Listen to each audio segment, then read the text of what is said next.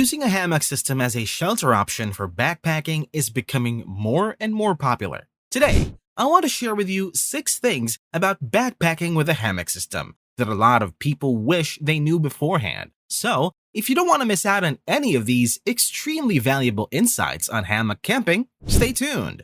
Now, these tips appeal to those with very limited hammock backpacking experience, mainly for those who sit at the beginner level, and I think that sharing some of these insights at this level is useful to help you realize that there are moments in backpacking where you can still feel like a beginner.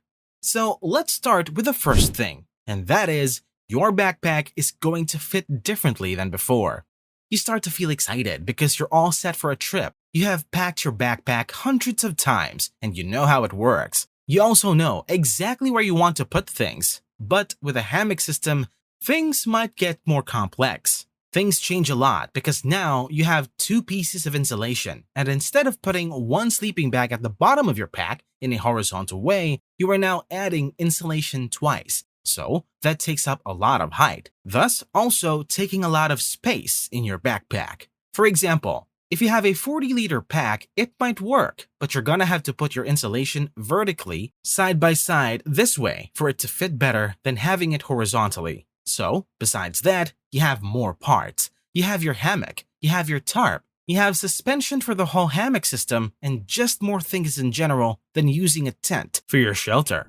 Now, the next thing I wish I knew about hammock camping is all of the little details that go into getting a good setup. Part of that is knowing how far your trees need to be for the hammock that you have. If you have a hammock that is 11 feet or 12 feet long, or how wide the hammock is, there are so many different factors. It's advisable to have trekking poles with you because they can help you measure the distance between the trees for hanging your hammock. Instead of bringing a tape measure to the wilderness, you can just extend the poles sideways and see if they fit the gap. Of course, with practice, you will get better at estimating the distance by eye. You can also walk a few steps and use that as a guide.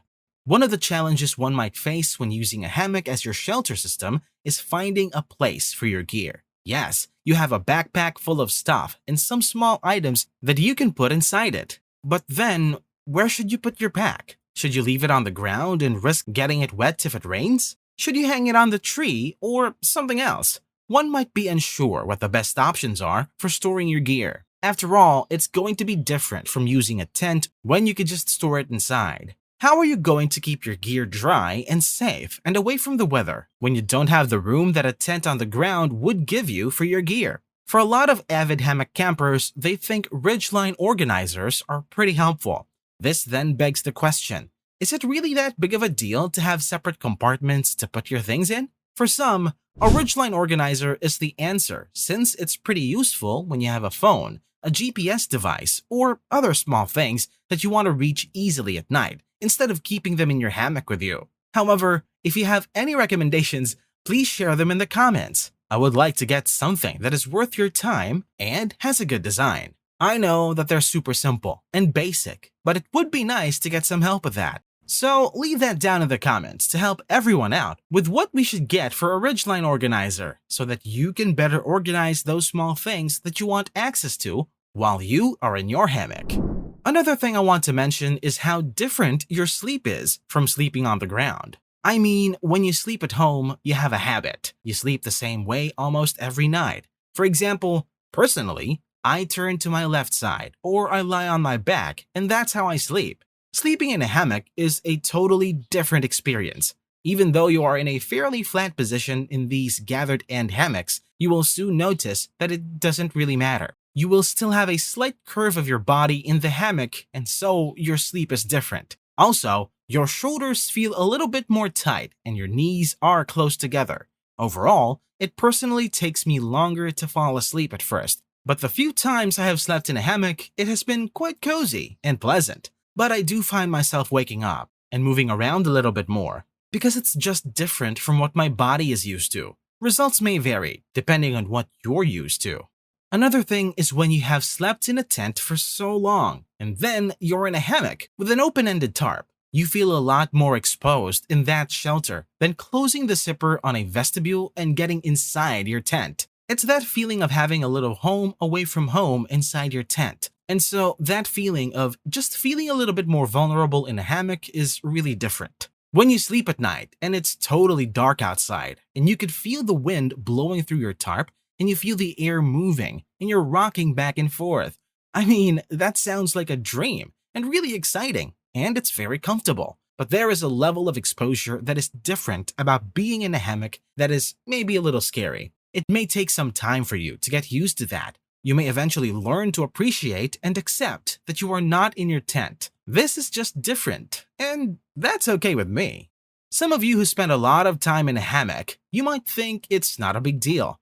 But something that you may notice about being in a hammock that is very different from using a tent is how much more tricky, and things that have to be set up with a hammock to make it work like the way that it should. I'm talking about your tarp and how you set up your tarp and how high it is from the ground. And then there's your suspension system.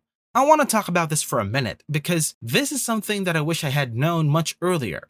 What the best suspension system would be for your hammock to get the best position possible and the best setup possible. If I were to start again from the beginning, I would have left these daisy chain straps that come with your preferred hammock and switched to a different system much sooner. The number of options of things that you can use with a hammock to set everything up can be confusing, especially for beginners. From cinch straps, daisy chains, whoopee slings, Beckett hitches, and all of the little titanium hardware things you can get from Dutchware and other companies. If you have no idea where to start, I suggest getting some cinch buckles from Autumn Ultralight. You can replace the daisy chains with these to hopefully adjust them better with a cinch buckle than with a daisy chain. So, hopefully that makes the setup time and everything else a little bit faster.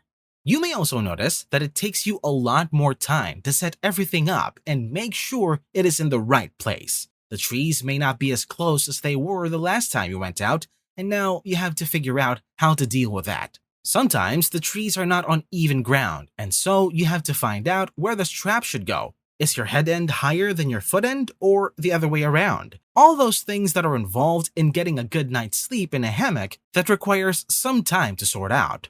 I admire people who say, "Oh yeah, very easy. I've done this many times and you just do this, that, and this." But that's from spending time in the wilderness and learning those steps and how to really fine-tune it. It's not the same as a tent, let's just say that. Especially for beginners, it can be a very big challenge to try to figure that out for yourself. Now, for those with a lot of experience with hammock camping, this is where I want you to share your thoughts and leave a comment below. Let's create a discussion. I want you to tell me if you have tried hammock camping and what was the biggest thing that you have learned that has improved your hammock camping experience. I want to learn from that, and hopefully it will help other people in the comment section as well. So, comment below with what has improved your hammock camping experience that you have learned from being out there using a hammock system. Thank you for watching the video to the end. Do you enjoy hammock camping as much as I do? Share your thoughts in the comments below. Be sure to like the video and subscribe while you're at it. Until next time, happy trails!